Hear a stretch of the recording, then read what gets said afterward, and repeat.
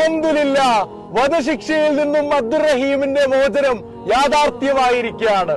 മാപ്പ് നൽകാമെന്ന് കുടുംബം കോടതിയെ അറിയിച്ചു. വധശിക്ഷ റദ്ദാക്കി കോടതി ഉത്തരവിട്ടു. അത് ഇന്ന് ജൂലൈ 2 രാവിലെ കൊല്ലപ്പെട്ട സൗദി ബാലന്റെ കുടുംബം ചെന്ന് 34 കോടി രൂപ ദിയാദനമായി സ്വീകരിച്ച് മാപ്പ് നൽകാൻ തയ്യാറാണെന്ന് റിയാദ് ക്രിമിനൽ കോടതിയിൽ ഹാജരായി അറിയിക്കുകയായിരുന്നു. അബ്ദുറഹീമും ഓൺലൈൻ വഴി ഹാജരായിരുന്നു. അൽഹംദുലില്ലാഹ്, അങ്ങനെ നമ്മളെല്ലാവരും, കേരളം മുഴുവൻ, ലോകം മുഴുവൻ കാത്തിരുന്ന ആ ഒരു 18 വർഷങ്ങൾക്ക് ശേഷം ഉമ്മയും മോനും കണ്ടുമുട്ടുന്ന ആ നിമിഷം ഇതാ അടുത്തിരിക്കുകയാണ്.